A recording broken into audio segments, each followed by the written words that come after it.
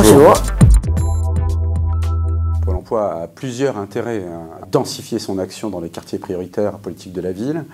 Premier intérêt, c'est de travailler avec un certain nombre d'acteurs qui agissent en proximité auprès des habitants des quartiers, donc qui ont une vraie proximité.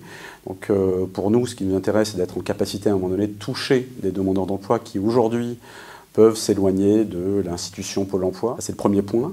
Deuxième point, c'est de participer à une offre de services globale avec d'autres partenaires. Je pense notamment aux travailleurs sociaux, aux structures d'insertion qui peuvent apporter des solutions autour de la mobilité, par exemple, qui aujourd'hui peuvent être un véritable frein pour le retour à l'emploi, et même tout simplement pour travailler sur des transitions professionnelles avec d'autres acteurs de type PLI, par exemple, qui nous permettent d'apporter des solutions globales à des situations de demandeurs d'emploi qui, dans les quartiers, sont aujourd'hui de plus en plus tendues en termes de chômage de longue durée, de situation de précarité et plus globalement de capacité à agir sur leur insertion professionnelle via une qualification pas suffisamment élevée.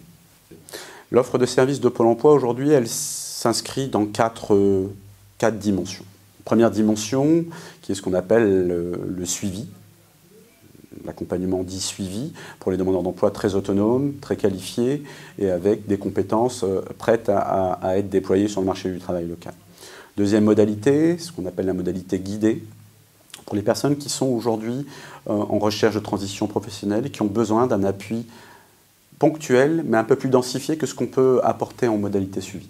Troisième modalité qui est plus importante, qui va venir sourcer dans le quartier, c'est la modalité accompagnement renforcé, où là on va accompagner de façon un peu plus densifiée les demandeurs d'emploi autour de leur capacité à retrouver un travail, donc les outils de recherche d'emploi, leur capacité à s'orienter sur la formation ou sur les transitions professionnelles plus globalement. Et puis quatrième et dernière modalité, une modalité qui existe maintenant depuis 1 an dans le Finistère et qui vient d'être déployée sur le bassin de Brest décembre dernier, c'est ce qu'on appelle la modalité d'accompagnement global, modalité qui s'inscrit sur 2 facettes, c'est-à-dire un accompagnement à la recherche d'emploi porté par un conseiller Pôle emploi et qui travaille en étroite collaboration avec un travailleur social du centre d'action sociale pour apporter, lui, son expertise autour de la levée des freins périphériques à l'emploi. Ça peut être des questions santé, des questions de mobilité, des questions de financement qui peuvent aujourd'hui poser un problème au demandeur d'emploi dans sa capacité à se réorienter.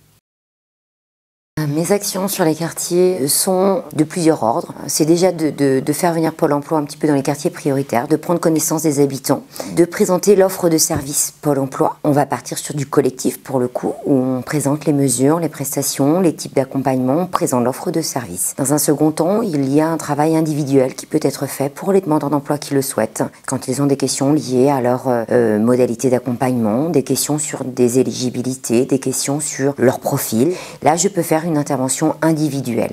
Mon intervention aussi est de m'associer aux grands événements organisés par les partenaires en lien avec les quartiers prioritaires, donc type les talents de nos quartiers ou le forum plein phare sur l'emploi qui aura lieu prochainement en mars. Là, l'intérêt, c'est effectivement de prendre part à des actions communes avec les partenaires, les habitants, et imaginer, concevoir des outils, des stands, des ateliers à destination du grand public, faire connaître ce qui se passe dans les quartiers, montrer la vie et la réactivité, même s'il n'y a pas d'emploi, il y a quand même des personnes très mobilisées, très actives dans les associations des quartiers prioritaires. De nombreux dispositifs sont mis en place ou sont en cours de l'être.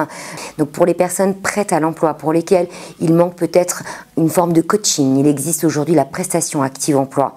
Donc c'est une prestation qui permet aux demandeurs d'emploi d'être suivis par un prestataire sur les points faibles de leur candidature, le CV, l'entretien, le réseau, comment on démarche une entreprise, et la prestation active projet, où là effectivement on va être accompagné pareil par un prestataire, quelque chose qui est très suivi dans le temps pour vous aider dans vos projets liés à la formation, à la réorientation, au choix de repartir sur une nouvelle formation professionnelle, partir de ce que l'on a, de nos acquis, pour aller vers un nouveau métier qui, pour le coup, propose de l'emploi.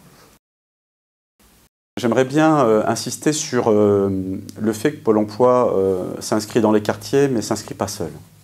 s'inscrit dans des événements de quartier, parce qu'aujourd'hui, il y a un certain nombre d'acteurs qui sont sur les quartiers depuis très longtemps. Je pense notamment à Brest Métropole, et qui s'appuient sur un certain nombre de structures associatives, qui aujourd'hui font un travail remarquable, auprès duquel on souhaite s'associer pour apporter notre plus-value, notre valeur ajoutée, qui est celle de l'emploi, de la recherche d'emploi et de la proposition de solutions d'insertion.